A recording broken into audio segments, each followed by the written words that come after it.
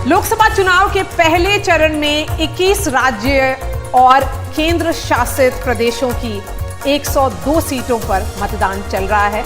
ये मतदान सुबह 7 बजे से शुरू हुआ है, लगभग 4 घंटे हो चुके हैं। बिल्कुल, और 2 घंटे का आंकड़ा आ गया चुनाव आयोग ने दिया है, वो भी बता देते हैं। यहाँ पर 9 बजे तक आपको बता दें जो वोटिंग परसेंटेज है ईसी यानी चुनाव आयोग की तरफ से जो जारी किया गया है 9.7% अब तक मतदान हुआ है। आप अलग अलग तस्वीरें देख रहे हैं, अलग अलग शहरों की तमाम नेतागण निकले हैं मतदान करने के लिए, आम जनता निकली है। और यहाँ पर 2019 की अगर हम बात करें तो सुबह 9 बजे तक 10.4% वोटिंग हुई थी। और उसके कंपैरिजन में देखें तो ये वोटिंग परसेंटेज कम है, और ये लेकिन टोटल है, उस टोटल जो 102 सीटें हैं उसका एवरेज निकला है ये फिलहाल। तो क्या इनिशियल ट्रेंड की आप रीडिंग करेंगे, लेकिन जो तस्वीरें आ रही हैं अक्रॉस इंडिया, नॉर्थ ईस्ट हो या बस्तर में आप जाएं या बिहार के औरंगाबाद में जाएं या अलवर में जाएं, हर जगह जो कतार में महिलाएं खड़ी हैं वो क्या संकेत और संदेश दे रही हैं? सर्वेक्षणों में भी और सारी स्टडीज़ में ये बात बहुत साफ निकल कर आई है कि हो सकता है संस्थाओं के प्रति लोगों में थोड़ा पूर्वाग्रह हो चुके हों, लेकिन लोकतंत्र के अंदर लोगों को विश्वास है। और हम एक सवाल बार बार पूछते हैं कि क्या आपको अपने मत के अधिकार पर पूरा विश्वास है कि ये बदलाव करेगा, और अक्सर ये जवाब आता है हाँ करेगा। तो ये उसकी नुमाया तस्वीर है, हम देख रहे हैं। और जो आपने महिलाओं वाली बात की, ये तो एक ट्रेंड है, और इसीलिए तकरीबन हर पॉलिटिकल पार्टी के मैनिफेस्टो में ये बात बहुत स्पष्ट रूप से सामने आई है कि अगर आप महिला एक बहुत बड़ा आपका कॉन्स्टिट्यूएंसी है, अगर आप उसको इग्नोर करेंगे तो आपका चुनाव में सफल होना नामुमकिन है। हाँ, ये जो एम फैक्टर है नया आया है, और ये एम फैक्टर महिला फैक्टर है मैम, तो उसके बारे में क्या कहेंगी? लेकिन ये फैक्टर तो मतलब सब पॉलिटिकल पार्टीज रिकग्नाइज करते हैं इस फैक्टर को, इसीलिए अगर आप उनके संकल्प पत्र देखेंगे तो उसमें बहुत सारे ऐसे स्कीम्स हैं जो महिलाओं को टारगेट करते हैं।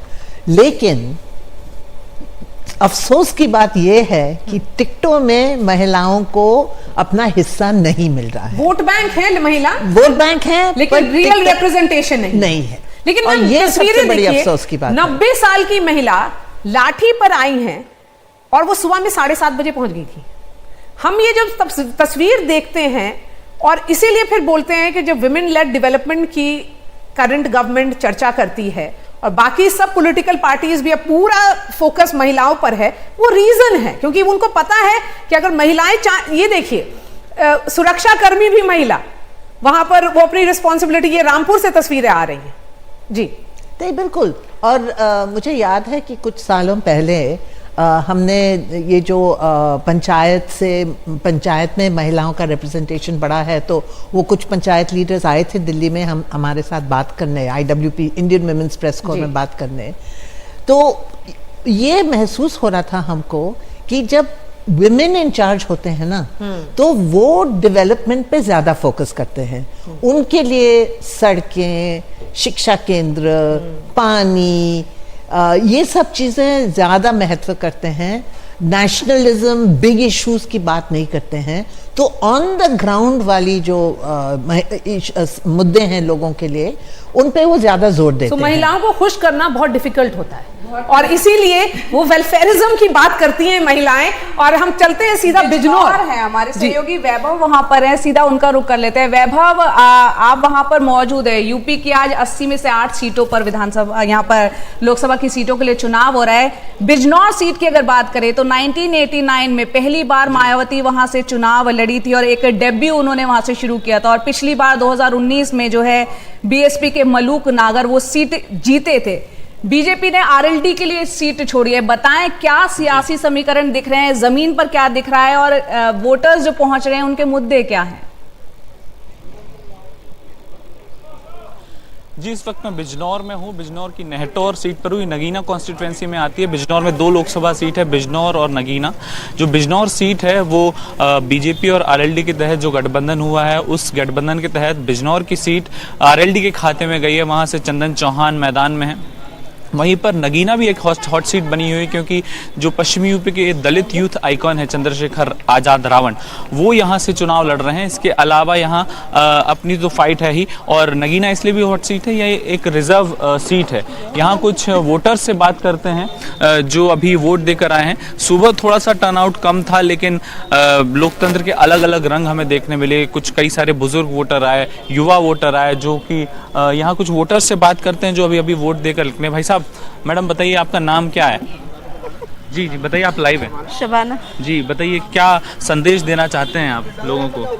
सर बताइए, आपका नाम क्या है? शाहिद हुसैन। जी बताइए, क्या मुद्दे लेकर आए हैं वोट देने, बिना प्रत्याशी का नाम लिए? जी जी, महंगाई का मुद्दा है, और क्या है, महंगाई है, बेरोजगारी है जी। इसी के मुद्दे पे वोट देने के लिए आए हैं। क्या संदेश देना चाहते हैं लोगों को? बस यह है कि संदेश यह है कि अपने देश के लिए खुशहाली हो, अच्छा हो, जी जो भी आए प्रत्याशी अच्छा काम करे, यही हमारा अपना संदेश है। जी, इन्हीं मुद्दों पर वोट करें, महंगाई, इसी मुद्दों पर, बेरोजगारी। जी, महंगाई, ठीक है, बेरोजगारी शुक्रिया हमसे बात करने के लिए। और कुछ लोग हैं, बताइए सर, आपका क्या नाम है? मेरा नाम मोहम्मद फरमान है। अच्छा, क्या सोच कर आए हैं वोट देने के लिए, क्या बस संदेश अपने देना चाहते हैं? एक लोकतंत्र बचाने के लिए हमारे पास एक हमारा अधिकार है, जिसे हम वोट के रूप में इसका इस्तेमाल कर सकते हैं। आप युवा हैं, युवाओं के तौर पर क्या मुद्दे सबसे आपको बड़ी लगते युवा के हैं? लिए जो है शिक्षा, बेरोजगारी जो है ये दूर होनी चाहिए। इसी के साथ एक जो सबसे बड़ा मुद्दा बना हुआ है बेरोजगारी। आज के टाइम में जो है हर एक शख्स के हर तीसरा शख्स जो है युवा पढ़ाई लिखाई के बाद खाली बैठा है। कई सारे युवा बाहर पढ़ाई करते हैं जो वोट देने नहीं आ पा रहे, उनको क्या संदेश देना चाहेंगे? बस ये मैं उनसे ये कहना चाहता हूँ कि वो आना चाहिए, उन्हें अपना वोट का इस्तेमाल करना चाहिए। बिल्कुल, जिस तरह से हमने बात की लोगों से, आपको बता दें कि बिजनौर और नगीना का जो इलाका है, तकरीबन 40 से 45% यहाँ मुस्लिम आबादी का वोटर है, जो यहाँ के जो चुनावी समीकरण है उनको दिलचस्प बना देता है। अगर दलित और मुस्लिम इन दोनों को पैच मिलाने तो करीब 60% के आसपास वोटर हो जाता है, और दोनों जो समुदाय हैं अगर किसी एक उम्मीदवार के पक्ष में हैं तो उसकी जीत करीब करीब तय मानी जाती है। इसलिए पिछली बार बिजनौर और नगीना दोनों लोकसभा सीट बीएसपी के पास थी, और पिछली बार समाजवादी पार्टी और बसपा का गठबंधन था। इस बार समीकरण बदले हैं, और अब देखना होगा कि ये जो लामबंदी है समुदाय की वो किस तरह से होता है। क्योंकि मायावती मिसिंग इन एक्शन जरूर हैं, क्या वो फैक्टर हैं? क्योंकि ये कहा गया है हमेशा कि उनका एक कैप्टिव वोट बैंक है हिलाल। रवीश, मैं आऊंगी आपके पास। रामपुर की तस्वीरें हमें दिख रही हैं, और वो उस रेड कार्पेट पे बहुत सारी महिलाएं भी अब दिख रही हैं। हम जाएंगे दिनेश त्रिवेदी के साथ। दिनेश त्रिवेदी जी जुड़ रहे हैं हमारे पास। दिनेश जी नमस्कार, एनडीटीवी पर आपका स्वागत है। इससे पहले कि हम यूपी की चर्चा कर ले, जल्दी से बंगाल की चर्चा कर लेते हैं आपके साथ। कूच बिहार, अलीपुरद्वार में वोटिंग चल रही है, और आपके पास क्या रिपोर्ट्स आ रही हैं कि जलपाईगुड़ी सब जगह वोटिंग कैसी चल रही है? क्योंकि ये जो पूरा की भी खबरें आज हाँ, आई कुछ हैं हिंसा, वहाँ हाँ, लेकिन ये पूरा बेल्ट जो है ना, वो नॉर्थ बंगाल का बेल्ट है जो लास्ट टाइम भाजपा ने स्वीप किया था। दिनेश जी। मारिया जी, खबरें पूरे हिंदुस्तान से एक ही है, और वो खबरें हैं कि मोदी जी की लहर है, और बंगाल इससे कोई मतलब वंचित नहीं है। और बंगाल में भी एक तरफा है। मैं समझता हूँ कि जो 25 सीटें अवश्य आ जाएगी, उससे ज़्यादा भी हो सकती है, और बड़ी लहर है, और लहर है, विकास की लहर है। लेकिन वायलेंस इस बार भी रिपोर्ट हो रहा है, कूच बिहार से वायलेंस की रिपोर्ट्स आ रही हैं, और भाजपा ने कहा है तृणमूल कांग्रेस जिम्मेदार है, तृणमूल ने आप पर आरोप लगाया है। देखिए, अनफॉर्चुनेटली बंगाल हमेशा वायलेंस में जुड़ा है, और वहाँ के जो आम जनता है वो हमेशा शांति चाहती है। और इलेक्शन कमिश्नर को मैं बधाई देना चाहता हूँ कि उन्होंने बहुत सख्ती से इस बार कदम उठाए हैं। तृणमूल कांग्रेस वायलेंस पे जाएगी, ये तो पहले से ही पता था, मगर जब लोग, आम जनता उमड़ पड़ती है ना, तब किसी की नहीं चलती है। यही देखना है कि बूथ में बीजेपी के या कांग्रेस के या सीपीएम के या टीएमसी, सबके कर्मी, जो इलेक्शन का प्रोसेस डेमोक्रेटिक होता है वो होना चाहिए। जी, हमारे साथ आरती जी भी हैं और हिलाल भी हैं हमारे साथ। आरती जी, यहाँ पर जैसा कि दिनेश जी कह रहे हैं, एक लहर की बात कर रहे हैं, क्या आपको लग रहा है इस बार ऐसा कुछ लहर जैसा दिख रहा है आपको? देखिए, मैं बंगाल तो गई नहीं हूँ, Overall, पर ओवरऑल एक्चुअली मुझे कोई लहर नहीं नज़र आ रहा है।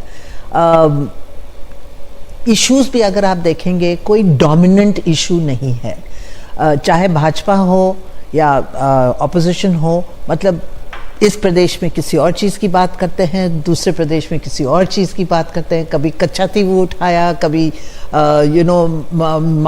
मांस खाने की बात उठाई।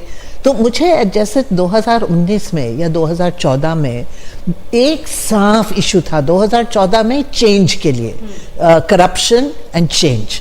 2019 में नेशनलिज्म डोमिनेंट इशू था।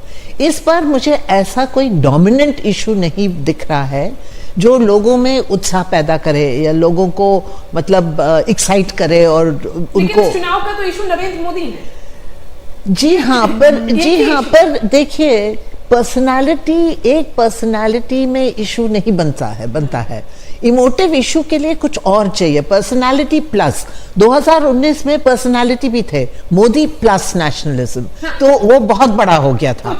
2014 में मोदी प्लस चेंज, वो बहुत बड़ा हो गया। तो दिनेश जी, आप आरती जी के बात पर क्या बोलेंगे? क्योंकि जरूर ये प्रेसिडेंशियल इलेक्शन है, लेकिन जो 2019 में बंगाल में दिखा वो शायद इस बार ना दिखे, क्योंकि जो मोदी फैक्टर है वो तो 2019 से कंटिन्यू हो रहा है और आप लोगों के टोटल नंबर्स असेंबली इलेक्शंस में डाउन भी हुए हैं। भाई, एक ही चीज हमको देखनी है कि एक तरफ है भाजपा, और जहां भी जाइए पूरे देश में एक ही चर्चा है कि मोदी के नेतृत्व में बीजेपी को 350 मिलेगी या 370 मिलेगी। और दूसरी तरफ आप देखिए तो भाई वो 100 के आंकड़े पार करेगी कि नहीं, ये तो आप मानेंगे नहीं कि पूरे देश में ऐसी चर्चा है। तो आप यदि परीक्षा की बात करें, जो इलेक्शन एक परीक्षा होता है, परीक्षा में एक विद्यार्थी है, बोलता है कि उसको 90, 99 या 100 पे 100 मिलेंगे, और दूसरा है कि वो क्या पास हो पाएगा कि नहीं। तो इसमें ये चुनाव में जो कह रहे थे मुद्दा एक ही है कि बहुत तरीके से ये चुनाव उतना दिलचस्प नहीं है, क्योंकि चुनाव के पहले ही ये रिजल्ट आ गया है। और इसीलिए मैं समझता हूँ कि ये बहुत इंटरेस्टिंग इलेक्शन इसलिए है कि आज़ादी के बाद शायद ये पहली बार ऐसा हुआ है कि इलेक्शन के पहले। लेकिन हिलाल, आप कुछ कहना चाह रहे हैं? ये मतलब मोदी, मैं यही कहना चाहता हूँ कि पूरे देश में यही चलता है। नहीं, मैं सिर्फ ये कहना चाहता हूँ कि अगर आप पूरा बीजेपी का कैंपेन देखें तो उसमें बहुत स्पष्ट है कि नरेंद्र मोदी क्या कहते हैं और बीजेपी के नेता क्या कहते हैं। नरेंद्र मोदी अपने आप को चौथा या पांचवा फैक्टर मानते हैं खुद, चाहे उनकी आप जितनी भी स्पीचेस देखें, वो मोदी फैक्टर को बहुत पहला फैक्टर नहीं मानते। ये बात अलग है कि मैनिफेस्टो मोदी की गारंटी के नाम से जारी हुआ है, लेकिन जो भाजपा का पूरा कैंपेन है वो उसको पहला फैक्टर बनाना चाहता है, मोदी की गारंटी। ये दिलचस्प है, दोनों में विरोधाभास है। मोदी जहां भी जा रहे हैं वो वेलफेयर की बात कर रहे हैं, वो डेवलपमेंट की बात कर रहे हैं, और फिर तीसरी बात वो हिंदुत्व की भी बात कर रहे हैं, मिलाकर एक कॉन्फ़िगरेशन बना रहे हैं। लेकिन भाजपा के नेता जो हैं वो इस कैंपेन को दूसरे तरफ लेकर जा रहे हैं और वो उसको केंद्रीकरण करना चाहते हैं फिगर के ऊपर, जो कि ठीक नहीं है। नहीं, जो प्रधानमंत्री ने चिट्ठी लिखी है सारे अपने कैंडिडेट्स को, जो चुनाव से पहले लिखी है, उन्होंने उस पर भी साफ तौर पर कहा है कि मोदी की गारंटी है कि हम लोग 24/7 काम करेंगे, 2047। देखिए, यही फर्क है। मोदी की गारंटी क्या है वो ज्यादा इंपॉर्टेंट है, ना कि मोदी। यहाँ इंपॉर्टेंट बात में फर्क करना पड़ेगा। वो क्या कह रहे हैं, किन मुद्दों पर अपने आप को प्रस्तुत कर रहे हैं, वो एक पक्ष है। लेकिन अगर हम ये कहें कि व्यक्ति मोदी के नाम पर वोट पड़ रहा है तो वो नहीं होगा। इसीलिए जो अभी आपका सवाल था कि किस चीज को, किन आधारों पर हम किसी इलेक्शन को वेव इलेक्शन कहते हैं। भारत में अभी तक 1952 से लेकर अब तक सिर्फ 2 वेव इलेक्शन हुए हैं। एक वेव इलेक्शन 1971 का था और दूसरा वेव इलेक्शन 1984 का था। इसके 3 आधार होते हैं जिसको हम वेव इलेक्शन कहते हैं। पहला आधार होता है कि आपका पूरा स्प्रेड हो, नीचे से ऊपर और इधर से नॉर्थ से वेस्ट से ईस्ट।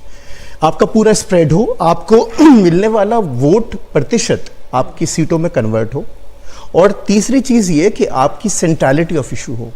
ये तीनों चीजें अभी तक के कैंपेन में मिसिंग हैं। इसलिए अभी ये दावा करना कि वेव इलेक्शन है, मुझे लगता है थोड़ा जल्दी है। 2019 में अगर भाजपा 303 सीट लाती है तो वो वेव इलेक्शन नहीं था। हाँ, इसलिए वेव इलेक्शन नहीं है कि उसका जो स्प्रेड है, नहीं, आधार क्या है, स्प्रेड देखिए कि दक्षिण में वैसा नहीं हुआ, तो इसका मतलब ये हुआ कि ये दोबारा से, जो अभी कह रही थी आरती जी, ये दोबारा से नॉर्मल इलेक्शन की तरफ जा रहा है। बिल्कुल। और यहाँ पर हमारे क्योंकि ग्राउंड पर रिपोर्टर्स भी मौजूद हैं, रामपुर में है रवीश रंजन शुक्ला। रवीश, अगर आप हमारी गेस्ट की बातचीत सुन पा रहे हो तो यहाँ हम जिक्र कर रहे हैं कि क्या यहाँ पर मुद्दे किस तरह के हावी है। एक तरफ मोदी की गारंटी यहाँ पर बात की जा रही है, दूसरी तरफ हम जानते हैं कि संकल्प पत्र के मुकाबले में न्याय यात्रा और जो निकली है उसकी बात हुई है। आप वहाँ ग्राउंड पर मौजूद हैं, आपको क्या नजर आ रहा है, किस तरह का उत्साह लोगों में है और उनके सामने इश्यूज क्या हैं? जी देखिए जया, पश्चिमी उत्तर प्रदेश में कई सारे ज़िलों में मैं गया हूं। जिस तरीके से पश्चिमी उत्तर प्रदेश में एक सियासी घमासान हम लोग आमतौर पर देखते रहे हैं, वैसा इस बार नहीं दिखा है, इसमें कोई दो राय नहीं है। इलेक्शन भी ठंडा रहा है।